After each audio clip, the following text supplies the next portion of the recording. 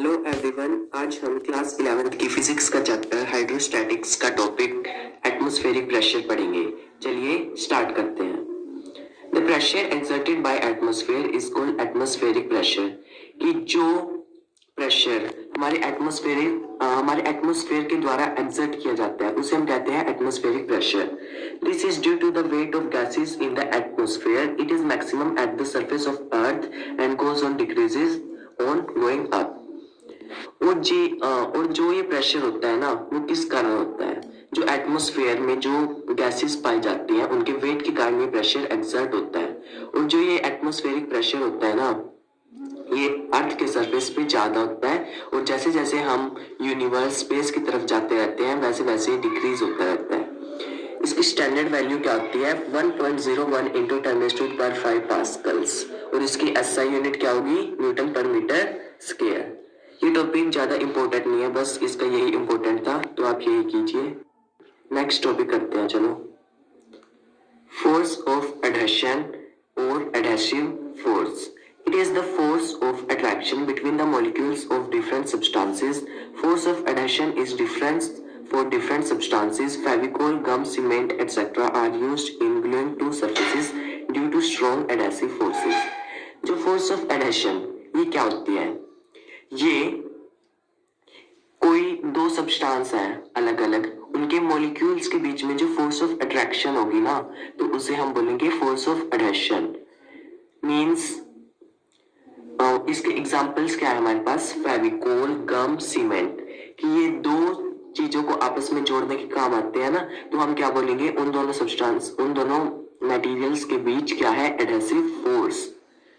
So force of cohesion या cohesive force, ये adhesive force का बिल्कुल उल्टा होता है। It is the force of attraction between the molecules of same substance.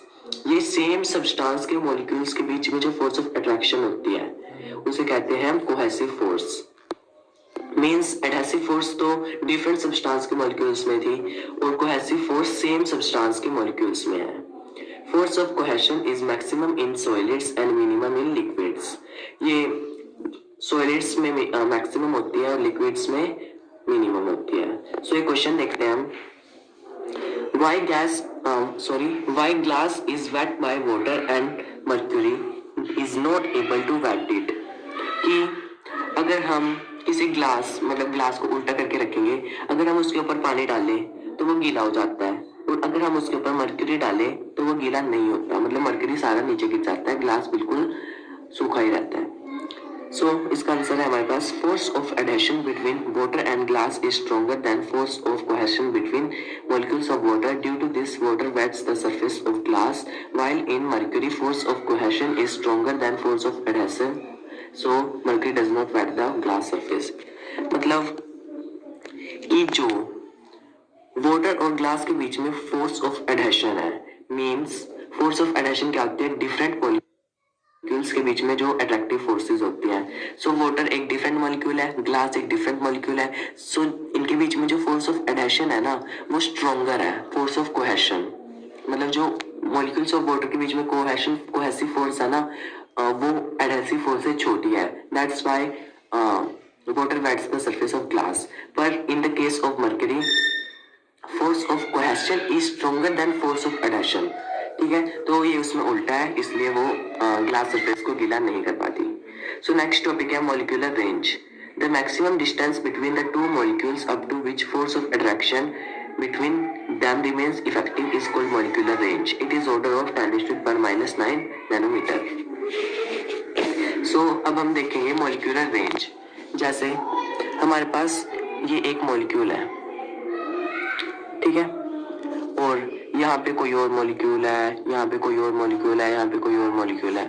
So molecular range क्या होती है? कि ये मॉलिक्यूल किसी अदर मॉलिक्यूल्स को इनके बीच में जो डिस्टेंस होता है कि कितनी लिमिट तक वो किसी और मॉलिक्यूल को अट्रैक्ट कर सकता है।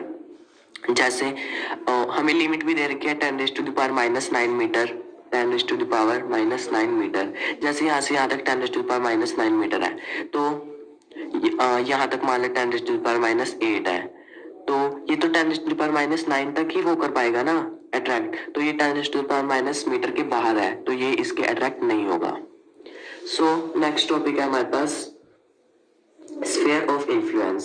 स्फीयर ऑफ इन्फ्लुएंस क्या होता है हमारे पास, हम डायग्राम की हेल्प से ही समझ लेते हैं। जैसे हमारे पास एक मॉलिक्यूल है, ठीक है, sphere means sphere of influence, कि ये मॉलिक्यूल कितने मॉलिक्यूल्स को अट्रैक्ट कर सकता है, मतलब उसका जो ये तो हमारे पास मॉलिक्यूल होगा, मॉलिक्यूल एज अ सेंटर होगा, और ये जो रेडियस होगा ना, हमारे पास मॉलिक्यूलर रेंज होगा, मतलब इसका रेडियस कितना होगा, 10⁻⁹ सॉरी 10⁻⁹ मीटर। सो इस स्फीयर के अंदर जितने भी मॉलिक्यूल आएंगे उन सबको तो ये अट्रैक्ट करेगा, चाहे वो इसकी बाउंड्री पर ही क्यों ना आए। बट अगर कोई मॉलिक्यूल इससे बाहर चला गया तो ये इसको अट्रैक्ट नहीं कर पाएगा। सो ये होता है हमारे पास स्फीयर ऑफ इन्फ्लुएंस। ये छोटा सा टॉपिक थे दोनों।